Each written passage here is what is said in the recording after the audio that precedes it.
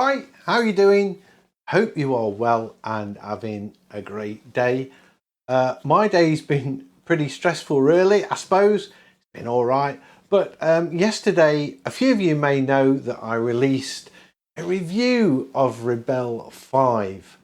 But I screwed up quite massively and I just sort of jumped straight in and tried it out. I was saying things like, can't see a lot of difference. Impressed.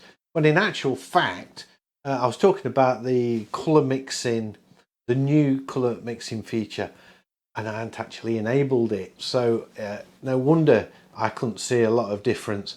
A few people pointed that out to me in the video. Thank you so much. I took the video down straight away as soon as I saw my glaring error.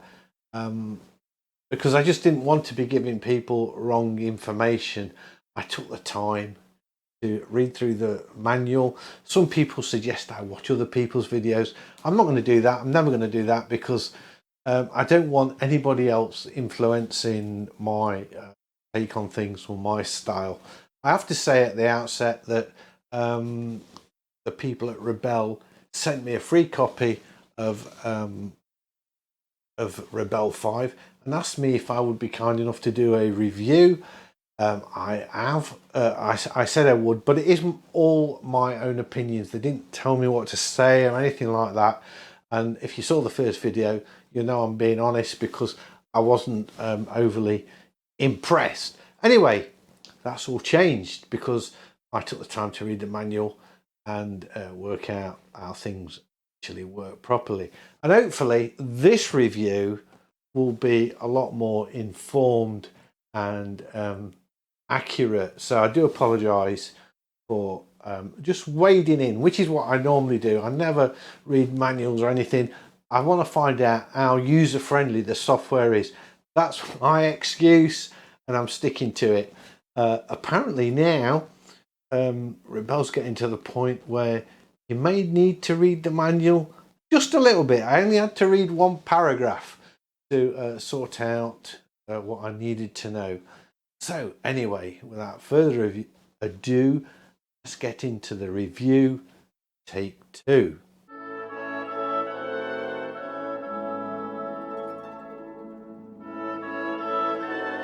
So a few of you may have seen the original video and I got it wrong on an epic scale really. So I've decided, I took the video down after a couple of hours as I said, and I've decided to do it again. I do a little bit of research this time instead of doing what I normally do and wing it. And I'm not going to watch anybody else's videos because I do not want to be influenced by anybody else. It's all about me. It's not really, but I don't want to be. I don't want to have my views coloured by other people. So, but I am prepared to read the tutorial. And if you go to help. I found this really nice option that says intro tutorial, and you can zip through a few screens, and I zipped to the one that says pigment color mixing and nano pixels. I didn't read this and I should have done, so I do apologize again. I'm really sorry. I did Rebelle a real injustice, so I'm doing it again and hopefully this time I will get it right. And it says here that real physical colour mixing based on traditional pigments in a full RGB colour gamut. So paint and mix colours as if they are made of traditional colour pigments, because RGB is light, red, green and blue, and they mix differently to pigments. So therefore no software has mixed colour the same way as it would mix with pigments, and Rebelle have said they have come up with a solution. And I was wondering how they've done it, because if I buy a tube of Winsor & Newton yellow ochre and compare it to a tube of Rowney yellow ochre, they're slightly different because they may be using different pigments. So what they've actually done is produced a colour set, and it does say here to get this pigment mixing, you've got to switch on the pigment button, which is this little button over here on the right on the layers panel. You have to have that switch on, which I didn't do in the first video, big mistake. But also you have to use the color palettes or the color set panel with pigment names. So they've clearly like chosen a set of colors to work with, which now I think about it and the science behind it, it makes absolute total sense. So I'm going to close that down now, and I'm not going to do it how I did before. If you saw the first video, I know it was only up a few hours. I've got Rebelle 4 side by side with Rebelle 5 and comparing the two. Can't do that, it isn't going to work. And I also looked at the colour sets and said you may want to make your own. Well, it appears you can't, because you've got to work with the ones that they use. So it's not the same colours that I would use. If you move your cursor over them, it should come up with a name actually.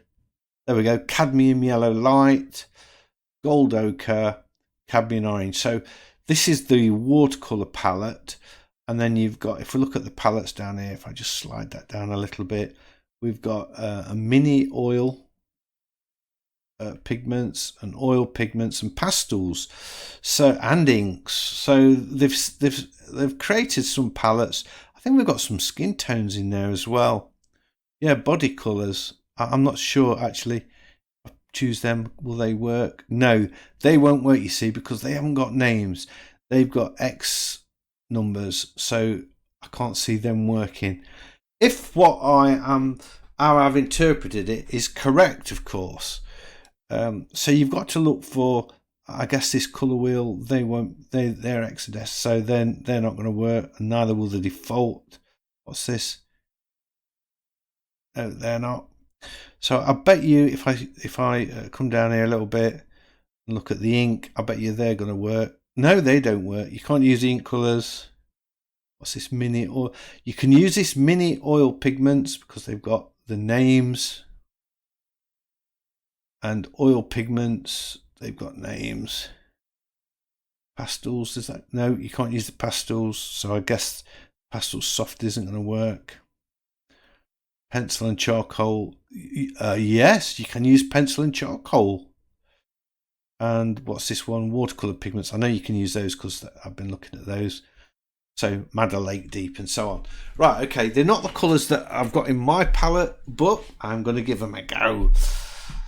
And we have to have this pigment thing switched on as well, this pigment button, which then disables your layer panel. You can't open the layers, which makes sense as well, because as soon as you start applying layer modes, you're messing with the pigment color and changing it greatly. So let's open up the color palette. This is where I started in the other video. I opened up a color palette, this mixing palette, and this is new. Let's just clear that. And this is where I started. I was really disappointed with this because I was expecting to see a palette where it would work the same way as working on the paper. So if I pick a watercolor brush and this cobalt blue, mix that on there, and mix the say what we got, this one, cadmium yellow. Let's take the cadmium yellow, put that next to it. What brush have I got selected? I've got the blending brush, and I was expecting it to, I need the blending tool. I was expecting it to work like the watercolor, and it doesn't. You can mix colors on there, and then you can use the picker and then paint them on here like that. So I was a bit disappointed with that, but look what happens if I take off the pigment. Nothing. That's disappointing. I did a demo before and the colours totally changed. I don't understand that. Maybe it's on here they change. Yeah, see how the colour changes. I'll do that again when I've got more colour on there. So you need that pigment colour on there, and we can use this to mix colours here. I would have liked to have seen. I mean, it's functional and it works now. I understand it, but it's a bit disappointing. I would have liked to have seen. Actually, it does work all right, doesn't it? Now I'm using the tool correctly, because before it was you would pick up the white of this. If I switch this off, it was just not acting how I expected it. This time it's working. Seems to be working much better. So you can mix some nice colours up here. Actually, let's put in the what's this colour? Actually, that I don't think that colour. This one I want, isn't it? You have to. Sometimes it tells you the name. Madder Lake Deep. That's the one I want. Blend some of that in there. We've got a nice orange. So you can use that to mix some colours, and away you go. Right, so the colours I would use, if I clear this off again, and I'm going to choose this one, which is Gold Ochre. That's the closest I've got to. I've used Yellow Ochre. It's a Gold Ochre. And then guess this one. I think this is the Madder Lake. Bit red. It's a bit more like alizarin crimson. I would have it a little bit more earthy than that. So what have we got here at this end of the scale? Burnt umber. I would use burnt umber. That would be one of my colours. I could probably blend them two together to get a sort of a burnt sienna, which is what I would want to be using.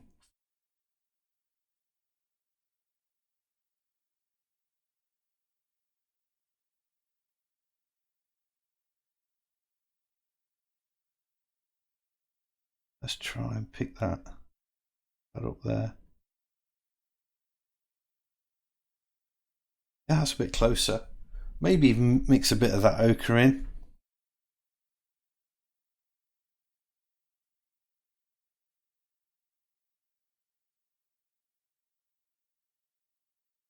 And pick that up. Oops.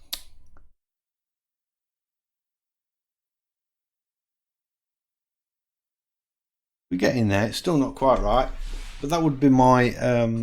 I'd want it a bit. Actually, I think that is better. Oops. That is better. Let's try and just get that a bit. Pick that up.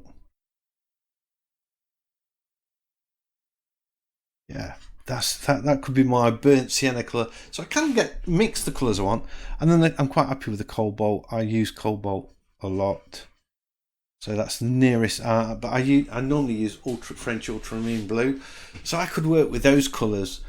Let's see how they mix on the paper. Nice thing is I've got this now, and I can just go. If I set that to colour picker, I can use that all the time. And just select the same colour. So that's really nice. I like that, especially as I've mixed my own colours. So let's go to sweat the paper. So Shift L. I've now decided that I'm using shortcut keys, because one of the things that's new is we've now got a new option here, where before in Rebelle 4 we had wet the layer and dry the layer, but we've now got wet or visible. So basically what that does, that wets anywhere where you've got pigment but not the paper. But it means you have to click that button and then click another button. So I'm now trying to use the shortcut keys just to make the process a bit faster. So I could just click on that, and because I've got that set to picker, over here I've got my brush. I can just apply the paint like that, then come over here, touch that, and just let that blend away. And we get this nice green. If I take this pigment off, see how it changes. You get these dual colours, which was a thing with Rebelle. I used to prefer painting with Realistic Paint Studio because you got the vibrant colours, but now with that colour picker you can get a much more vibrant and just sort of layer on the paint. Oh, that, did you see that change before I touched it? That was interesting. And then you get these nice natural looking colours, and I have to say they do look really, really natural. Mixing a bit of my burnt sienna, which isn't really burnt sienna, it's still not quite right. I'd have to mess around with that a bit, I think. I've got loads of water going off here. Let's take the water down. Let's do another test.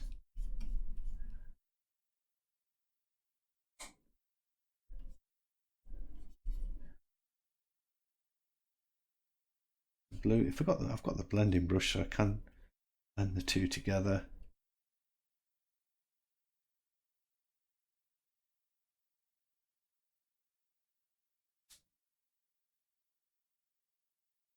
So the way I see it, as I say, you've got to use these pigments. If I've got this wrong, please tell me.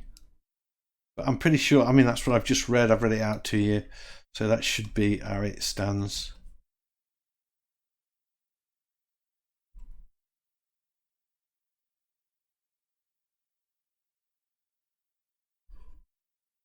I'll mix a bit of this this pure colour in here.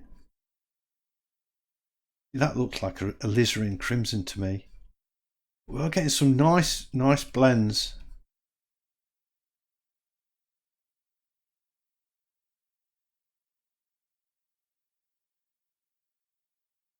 So that is with the pigment switched on, and that's without it. Very different. Nice clean colours. The other thing you'll notice is this granular effect around here. Some pigments in watercolor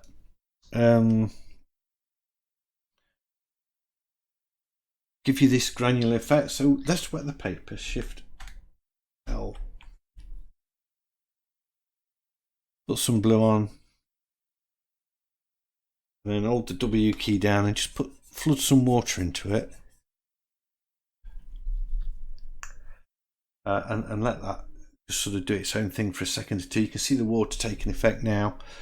The water and the pigment mixing together, the pigment sort of granulates and sits in the texture of the paper, and you get this effect.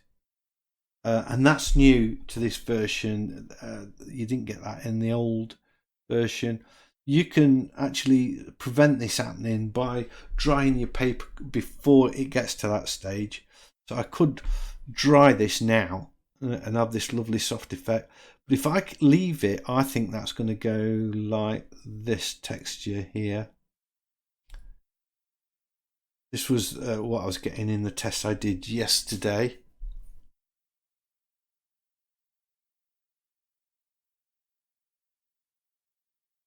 Is it going to go? I love how the water pushes the pigment away. That's exactly what happens in real life. I have to say the pigment effect that you get doesn't, I mean, it looks like the same when it's dry, but once it starts to develop, it doesn't develop the same way. And also, not all pigments granulate. Like alizarin crimson doesn't create a granulated effect. I don't think yellow ochre does, but if you mix ultramarine blue with burnt sienna, it goes crazy and you get really cool granular effects. So I don't know, I'd have to do some more tests to see. Let's do an ochre one. This isn't doing the grainy thing much now, is it? Typical. It's probably because I haven't got so much water in it. A bit more water in. And then I'm just going to hold the W key down and add a little bit of water at the bottom. and let that bleed into it. I'll show you the tilt tool where I've got the tilt. It's bang in the middle, so it's not dripping or anything.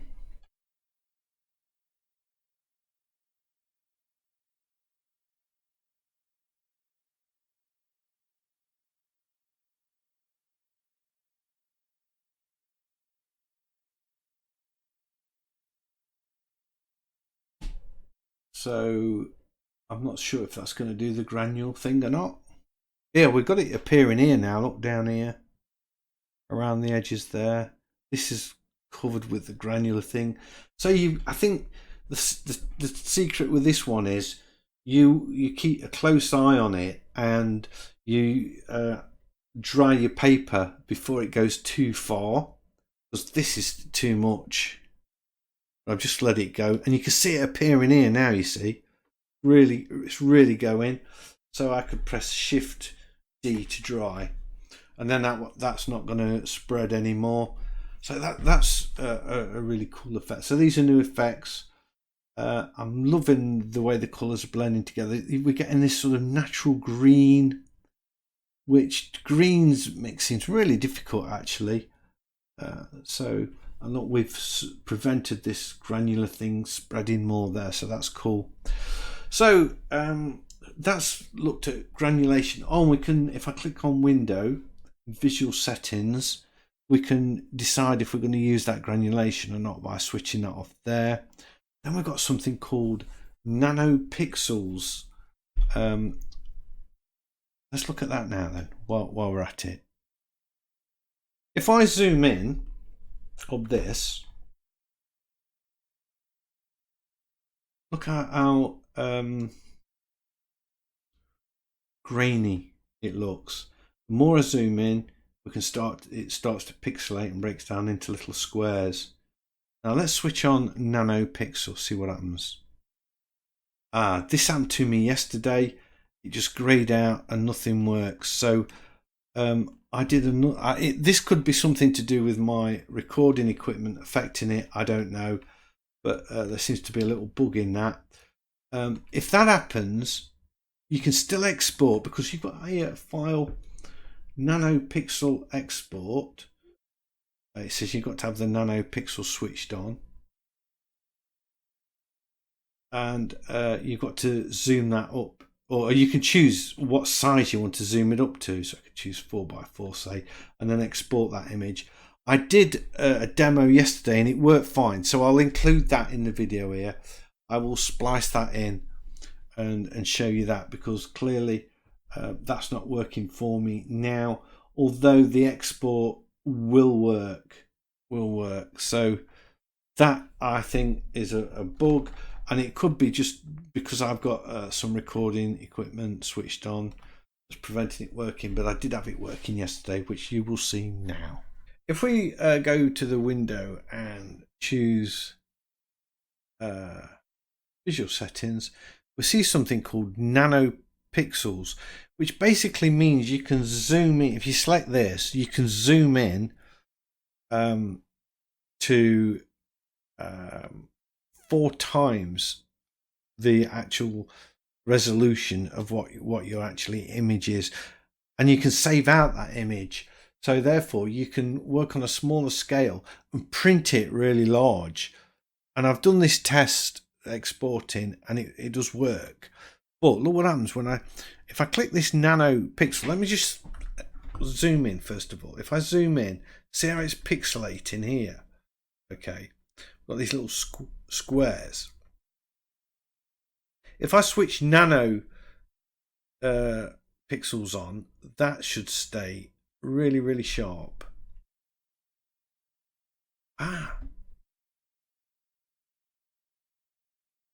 Look at that.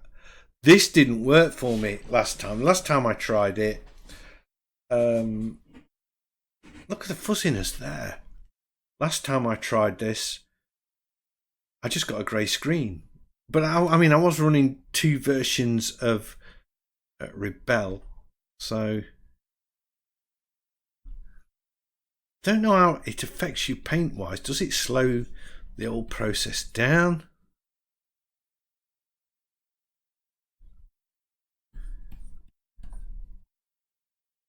Does it change how things mix? It doesn't appear to. I guess you've got an option to turn that on and off depending on I don't know, maybe your computer's, you know, if you haven't got a very powerful PC, you've got an option to that's amazing. No, that has blown me away. That is so cool. And then I can export this, file, nano pixel export. So I can select that and I can choose the size to export it. And let's do it by a 4x4. Click OK. And choose that as a JPEG or a PNG. So let's do it as a PNG. I'm going to put it in that folder there.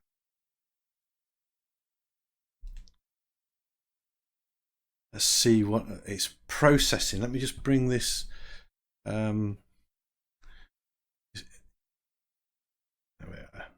was on my other monitor, so you can see it's exporting. It's going to take a while to export because obviously, you know, it's going to be a really big file. So I'm going to come over to paintings. This is the folder I'm putting it in. So I'm just going to. There we are. There's my Rebelle artwork. It's now 9,000 pixels by 6,000 pixels. I've never ever painted anything at that scale, and it's 35 meg in size, which means if you're exporting to something like you know, for a t-shirt design for Amazon, it's too big. It won't fit. They won't let you allow, I think it's above 22 meg or something like that. Let's just open this with let's open it with Affinity Photo.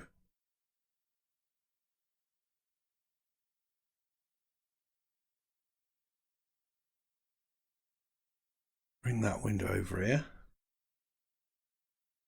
There we go. And if I zoom in,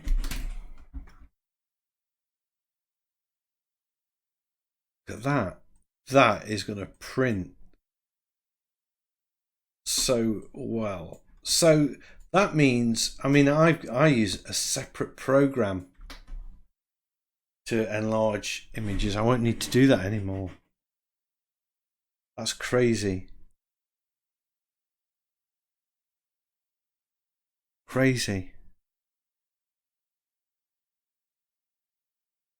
That's at 14%. Let's look at it at 100%.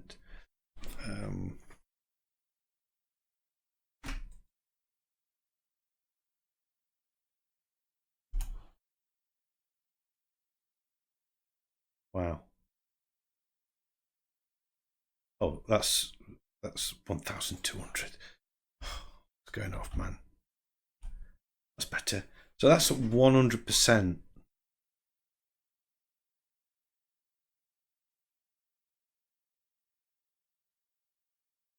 That's sharp. It's really good. Nanotechnology. It's like the gaming machine, isn't it? Unreal Engine 5, but with paint. Awesome. So we've got the granulation here. We can toggle that on and off if you don't like that effect. And then we've got the nano pixels. I'll switch that off, and then I'll just use that when I want to export, I think, because I don't zoom in a lot. Right, moving on. Let's look at the oils. So I think I'll work on the same canvas because I don't want to have to recreate my mixing palette all over again. I wonder if I can export this palette. Doesn't seem to be any option to. That would have been nice. Then you could export it across paintings, maybe. Okay, what am I doing? Oh, I am changing my tools to oil brushes, and these have changed. In the old version, or Rebelle 4, you had thick paint and thin paint, and the knives were dispersed between the two. Now we've got flat brushes, knives, round brushes and rakes and dabbers, which to me makes a lot more sense. So I really like that. I'm just going to use this flat oil brush, and I have to say I like the feel of these brushes.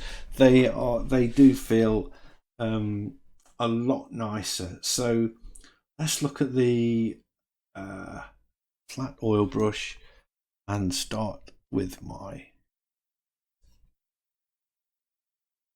ultramarine. Get some of that on. Pick a bit of the ochre. Put a little bit of that on. And I can see straight away we're getting blending this green.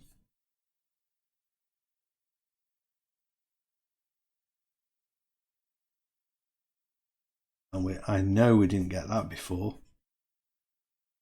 What happens if I take off the pigment? It's not massively different, is it actually?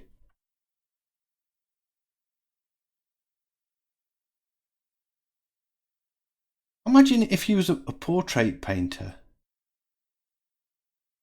This is a real big deal. Oh, getting nice. That's a nice violet colour. I wonder if I can make a nice grey by mixing blue.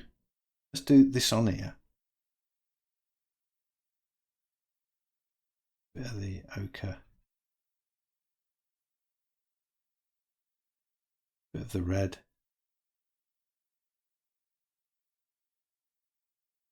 And just blend those three together. And I've got to get, it's tricky because you've got to get equal amounts of all three. It's a much more interesting way than picking colours off of the see, that's not neutral at all, is it? Maybe I need to sort of clear a bigger area. Let's mix them a bit more.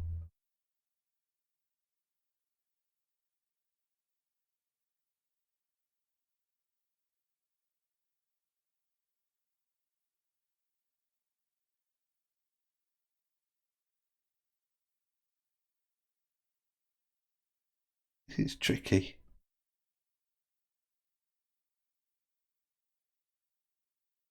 It's going to be yellow, I think. Yeah, warmer. Mixing a neutral grey is going to be quite interesting.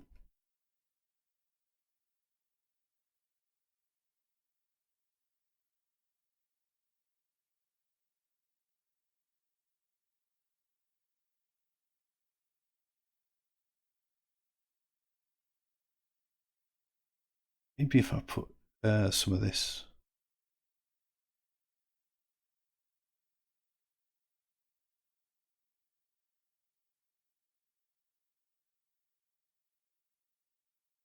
Try that.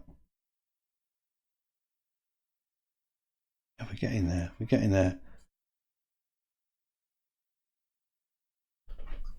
It's a nice grey, actually.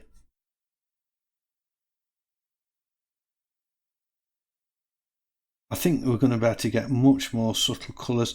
It makes a huge difference to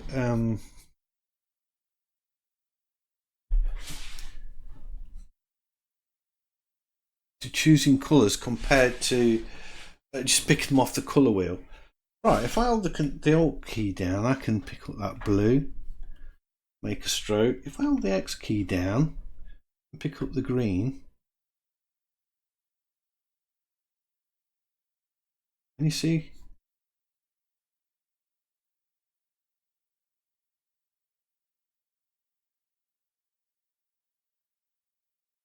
I've got the two colours mixed together. I'm supposed to add the colour.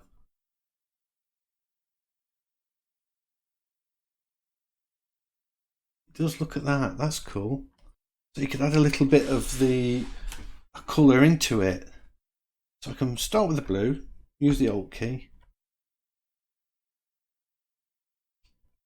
a bit of ochre by pressing X. More. A bit more. Is that how it works? Every time I touch it, we get a bit more ochre. Wow. I like that. I don't know if that was in previous versions of Rebelle or not. I just saw that when I was reading through the help screens, I saw that and I thought that's really cool. Actually, I'll give that a try. I wonder if it can work off here as well. I don't know. Not so sure. Does it? It does.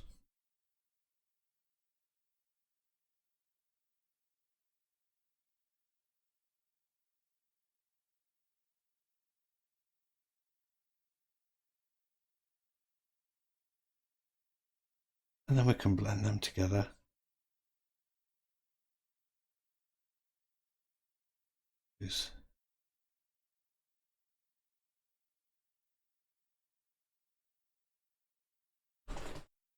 That's very nice. That is really nice. Let's try a really thick one. Thick dry. What's this gonna? Is that gonna? No, I don't like that brush. I want some thick paint. We try a palette knife. That might be interesting.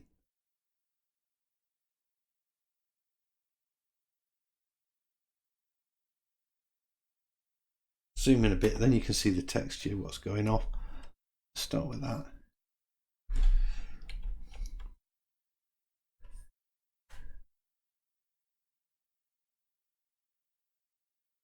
I'll pick up that. I'm going to use that grey actually.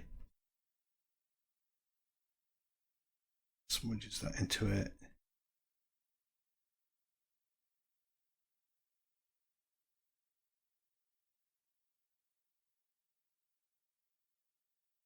Then I could hold the X key down, pick some of that yellow up. Just keep.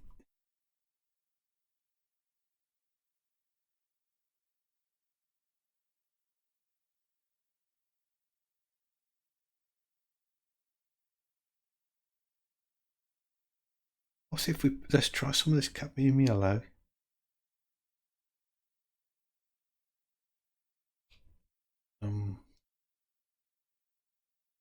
Well, first of all, let's pick that colour back up. So I've got that. That's it. Then just try some of the yellow.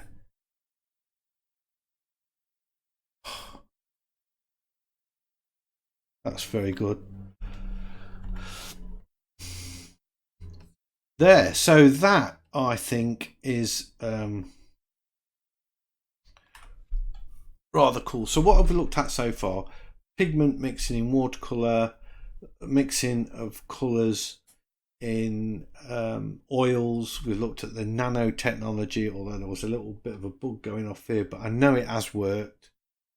And if there's a bug, I'm absolutely convinced that the team at Rebelle will sort that bug out. So let's look at the speed painting option. So I go to Window, Record Time Lapse, and I'm going to try and do a painting in 5 minutes just to see how we get on with this recording. We've got 3 buttons: start recording, stop recording, record settings, and it captures the interval at 1 frame every second, and then it plays them back at 30 of those frames a second. So I'm going to change that to 0.5 actually, because I want to a slower video. Everything else I'm going to leave the same because that is the same as my YouTube settings. So there we go. Click record. Now I'm recording the screen, and it's only recording the canvas, so I can, you know, oops, I didn't mean to do that. I can scale this up and shrink it, and it won't affect the recording whatsoever. Right, pen. I want a pen first of all, and I'm going to use the watercolor palette. I've got the pigment switched on. I'm going to paint myself a little tree, a little bit of grass at the bottom, and then some branches going off that tree, like that, and maybe like that.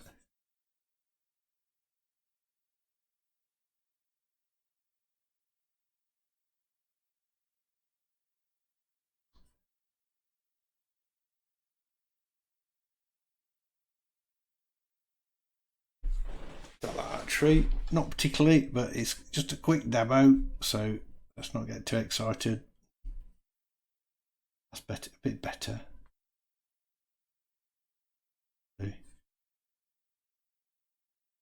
I'll do. So there's my funky little tree.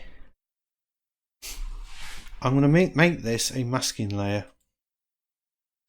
So mask opaque switched on, create a new layer, and on that layer I'm going to click this little dot which says influence layer. Basically whatever's on my masking layer will affect this layer above it. So I can now hide my masking layer.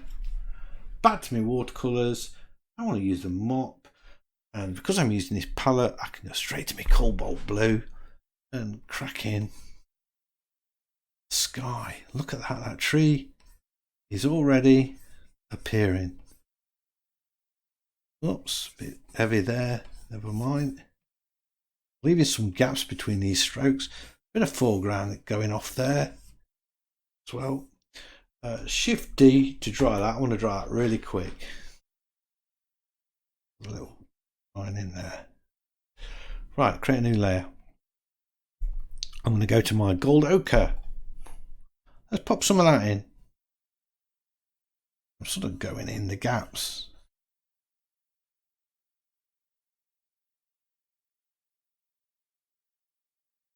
There we go. That's nice. Maybe a bit of this rose colour. Just there. Oh, I've done this wrong. I've done it wrong. Let's undo all that. Actually, I'm going to leave it at that, and then I'm going to create a new layer. What I wanted to do with this layer was put that little dot on it as well.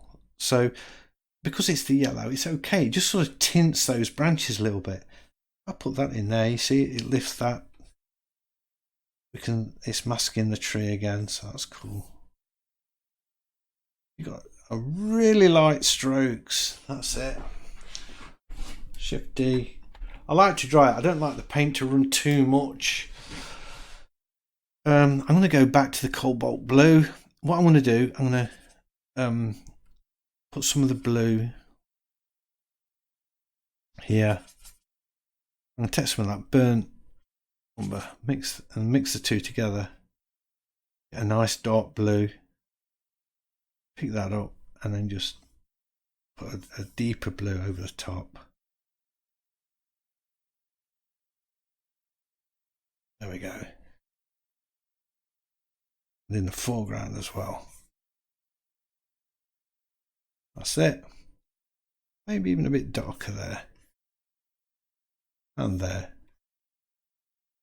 Nice. Let's create another layer. And here actually. Just there. Create a new layer.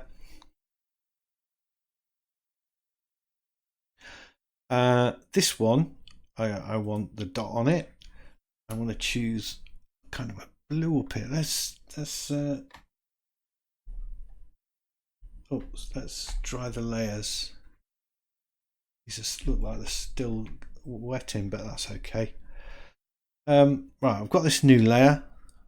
Choose sort of a dark blue. Change my brush to the brown brush. Got the dot on, yeah, I have. Make the brush a bit bigger, and there's just a line of bushes or trees or whatever you to be. Trees, I said, a line of distant trees.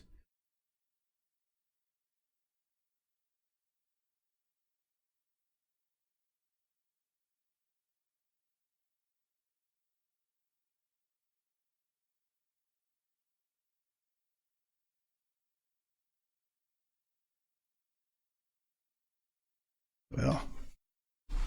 That's quite nice. And then I can pick up this dark colour,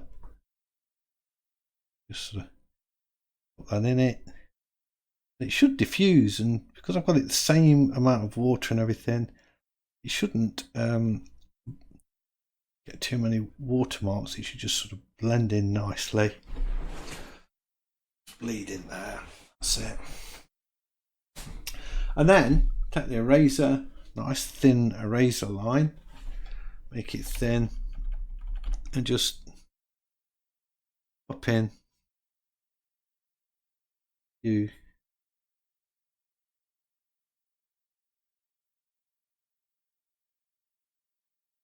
a few lines like that. Make it thinner, and a few more.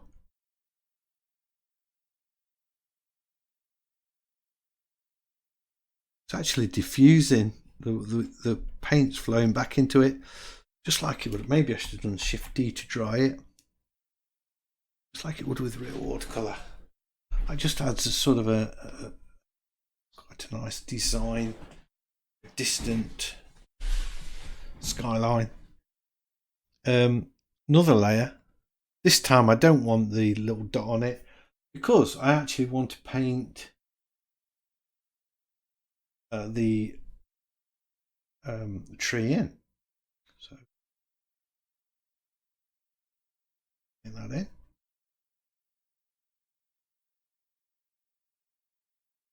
That. Press the W key to just blend it off a bit at the bottom. I've got the water dripping downwards, so it should flow down. That's it. Oh, sorry, I meant to add more water.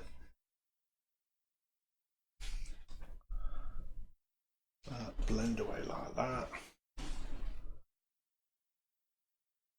Add a bit of a trunk coming up here, and pop some of these in. Lot.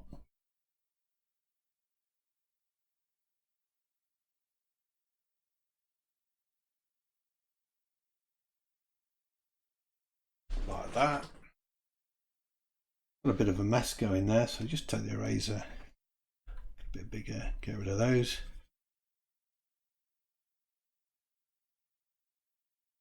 And there we have a really simple. Let's press Shift D, dries it all off. A really simple little watercolor. And it's selected, get it signed. And hopefully I've recorded this.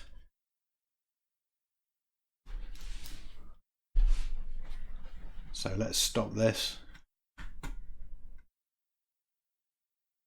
That's it. So that is our speed paint. Let's see how it works. So let's click on the show destination folder. I guess it's this one here. It should appear in a second or two, or not. Might be this one. I don't think it's this one. Could be. Let's try that. It is. There we go, look at that.